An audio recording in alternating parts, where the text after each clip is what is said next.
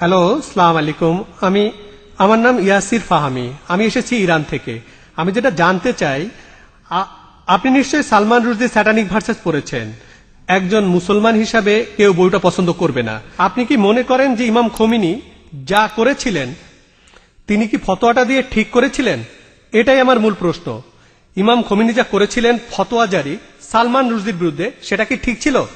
আপনি প্রশ্ন করেছেন সালমান রুশদি সম্পর্কে ইমাম খোমেনি যে ফতোয়া জারি করেছিলেন সেটা ঠিক ছিল কিনা। আমার প্রশ্ন হচ্ছে, কেন ইমাম খোমেনি ফতোয়া জারি করলেন 1 বছর পরে? যে দেশ সবার আগে সালমান রুশদির স্যাটানিক ভার্সেস নিষিদ্ধ করেছিল সেটা ইন্ডিয়া। আর আমি এই কাজটার জন্য রাজীব গান্ধীকে অভিনন্দন জানাই। কেন ইমাম খোমেনি সালমান রুশদিকে হত্যা করার ফতোয়া দিলেন 1 বছর পরে? কারণ তাকে নিয়ে কোনো খবর হচ্ছিল না। সবই রাজনীতি, রাজনীতির খেলা। আপনি যদি ফতোয়া দিতে চান আপনি সেটা দেবেন। বইটি পৃথিবীর বিভিন্ন দেশে সমালোচিত হয়েছে, অনেক দেশ নিষিদ্ধ করেছে, আর তিনি ফতোয়া দিলেন তাকে হত্যা করতে হবে। ঠিক না বেঠিক সেটা পরের কথা। এটাই হচ্ছে রাজনীতির খেলা, রাজনৈতিক সুবিধা। এইসবই রাজনীতির খেলা। কিন্তু রাজীব গান্ধী যা করেছিলেন হয়তো তিনি এটা জানতেন না। আমি আগেও এই স্যাটানিক ভার্সেস নিয়ে কথা বলেছি, যদিও বইটা ইন্ডিয়াতে নিষিদ্ধ। আমি বইটা পড়েছি। হয়তো জানেন সালমান রুশদি বলে যে সে মুসলমান ছিল, সে কাউকেই বাদ দেয়নি। তার বইতে সে রানী এলিজাবেথকে ছোট করেছে। আর সেই একই ব্রিটিশ সরকার এক আমেরিকান লেখকের বই নিষিদ্ধ করেছে অশ্লীল শব্দ ব্যবহারের জন্য, father, uncle, cousin, king, Margaret থ্যাচারকে উদ্দেশ্য করে। আর এই সালমান রুশদি শব্দটাকে আরো ভয়াবহ করলো আইএনজি যোগ করে। তারপরেও বইটা খুব জনপ্রিয়। তাহলে একজন আমেরিকান লেখক, তার বইটা নিষিদ্ধ হলো 4টা অক্ষর থ্যাচারকে বলার জন্য। আর এই লোক সালমান রুশদি সেটাকে ভয়াবহ করলো আইএনজি দিয়ে, সেই একই মার্গারেট থ্যাচারকে উদ্দেশ্য করে। কিন্তু সে পেল পুরস্কার। কেন? কারণ সে ইসলামের নিন্দা করেছে। এতে তারা খুব খুশি। আর আপনি কি জানেন সে বাদ দেয়নি রাম সীতাকেও?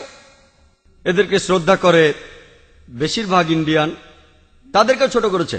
আমি শব্দটা আর বলতে চাই না। সে তাদেরকেও ছোট করেছে, তাদেরকেও ছাড়েনি। আর অনেক লোকই সেটা সমর্থন করে। তাই রাজীব গান্ধী সম্ভবত জানতেন না, কিন্তু পরে তিনি বইটা পড়ে বুঝতে পেরেছেন যে কাউকেই সেখানে বাদ দেওয়া হয়নি। তাহলে কেউ যদি সব সময় নিন্দা করে, পবিত্র কোরআনে সূরা মায়দার 33 নম্বর আয়াতে উল্লেখ আছে যে যদি কোনো ব্যক্তি আল্লাহর বিরুদ্ধে যুদ্ধ করে, আর তার নবীর বিরুদ্ধে, অনেকগুলো পদ্ধতি আছে। একটা হচ্ছে তাকে মৃত্যুদণ্ড দিন, ক্রুশবিদ্ধ করুন, বিপরীত দিক থেকে হাত পা কেটে ফেলুন, অথবা দেশ থেকে বহিষ্কার করে দিন। আর এই আইন শুধু কোরআনে নয়, এটা বাইবেলেও আছে। যদি আপনি বুক অব লেভিটিকাস পড়েন, সেখানে আছে যদি কেউ ধর্মের বিরুদ্ধাচরণ করে তাকে পাথর নিক্ষেপ করে হত্যা করো। এমনকি একজন পথিকও তাকে পাথর নিক্ষেপ করতে পারে যে ধর্মের বিরোধিতা করে। তাহলে এই আইন সব ধর্মগ্রন্থে আছে, শুধুমাত্র ইসলামে নয়, বেশিরভাগ ধর্মগ্রন্থেই এ কথা আছে। হতে পারে খ্রিস্টান ধর্ম, হতে পারে ইসলাম ধর্ম, হতে পারে ইহুদি ধর্ম। স্রষ্টার বিরোধিতা যদি নিশ্চিতভাবে ঈশ্বরের বিরোধিতা করা হয়, অন্য কোনো দেশে সীমা নাই। আমরা এখান থেকে ফতোয়া দিতে পারি না যে তাকে হত্যা করা হবে ইত্যাদি। যদি সেই দেশে ইসলামের আইন থাকে, কেউ স্রষ্টার বিরোধিতা করলে তার জন্য নির্দিষ্ট আইন এবং কিছু নিয়ম কানুন আছে। কিন্তু রাজনীতিবিদরা যা করেন, মুসলমান রাজনীতিবিদ হোক অথবা অমুসলমান রাজনীতিবিদ হোক, আমি দুঃখিত, আমি কোনো রাজনীতিবিদকে ছোট করতে চাচ্ছি না। সবাই না হলো আমি বলবো বেশিরভাগ। আপনি দেখবেন তারা নিজেদের সুবিধার জন্য আপোষ করছে।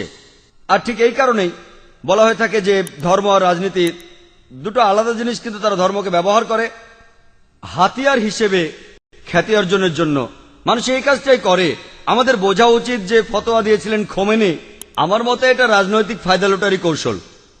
কিন্তু বইটা নিষিদ্ধ করেছিলেন রাজীব গান্ধী, সেটা ঠিক ছিল। তিনি নিষিদ্ধ করেছিলেন প্রথম, আর এখন এই নিষেধাজ্ঞা তুলে নেওয়া হচ্ছে। আমি জানি না এই নিষেধাজ্ঞা আছে না তুলে নিয়েছে। এই নিষেধাজ্ঞা তুলে নেওয়ার জন্য দাবি এসেছিল। তবে কেউ যদি স্রষ্টার বিরোধিতা করে, ইসলাম বলে, খ্রিস্টান ধর্ম বলে, খ্রিস্টান ধর্মে তাকে পাথর মেরে হত্যা করতে হবে। ইসলাম ধর্মে 4টা পথ আছে, হত্যা থেকে বহিষ্কার পর্যন্ত। খ্রিস্টান ধর্মে একটাই পথ, শুধুমাত্র পাথর মেরে হত্যা করা। ইসলামে 4টা পথ আছে, বেছে নিতে পারেন। খ্রিস্টান ধর্মে শুধুই পাথর মেরে হত্যা করা। আশা করি আপনি উত্তরটা পেয়েছেন।